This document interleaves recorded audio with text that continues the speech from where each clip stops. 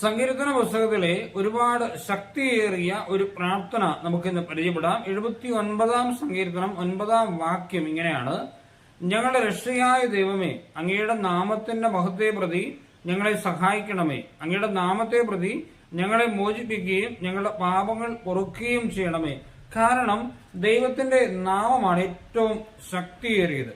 ഈശോയുടെ തിരുനാമം വിളിച്ച് നമ്മൾ പ്രാർത്ഥിക്കുമ്പോൾ അതാണ് ഏറ്റവും ശക്തിയേറിയത്. നടപടി പുസ്തകം 4-ാം അധ്യായം 12-ാം വാക്യം ഇങ്ങനെയാണ്: ആകാശത്തിന് കീഴെ മനുഷ്യരുടെ ഇടയിൽ നമുക്ക് രക്ഷയ്ക്ക് വേണ്ടി മറ്റൊരു നാമവും നൽകപ്പെട്ടിട്ടില്ല.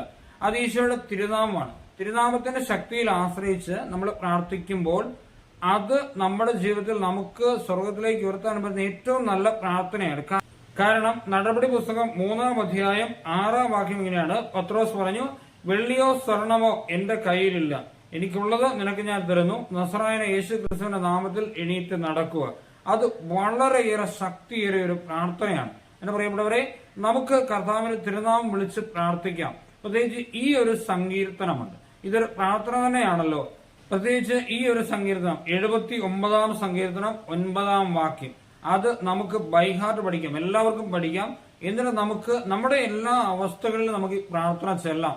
പ്രത്യേകിച്ച് നമ്മളൊരു ബുദ്ധിമുട്ടിലൂടെ കടന്നു പോകുമ്പോൾ, ഒരു രോഗത്തിലൂടെ കടന്നു പോകുമ്പോൾ, ഒരു പരീക്ഷ എഴുതുമ്പോൾ, ഒരു ട്രാവൽ ചെയ്യുമ്പോൾ ഒക്കെ നമുക്ക് പ്രശ്നമുണ്ടാകുമ്പോൾ നമുക്ക് ഏറ്റവും മനോഹരമായി പറഞ്ഞ് പ്രാർത്ഥിക്കാൻ പറ്റിയ ഒരു വചനമാണ് 79-ാം സങ്കീർത്തനം 9-ാം വാക്യം. എല്ലാവരെയും ഈശോ അനുഗ്രഹിക്കട്ടെ. നമ്മുടെ യഥാവിശ്വം മിശിഹായുടെ കൃപയും പിതാവായ ദൈവത്തിന്റെ സ്നേഹവും പരിശുദ്ധാത്മ സഹവാസവും നമ്മളെല്ലാവരുടെയും കൂടി ഉണ്ടായിരിക്കട്ടെ, ഇപ്പോഴും എപ്പോഴും എന്നേക്കും. ആമേൻ.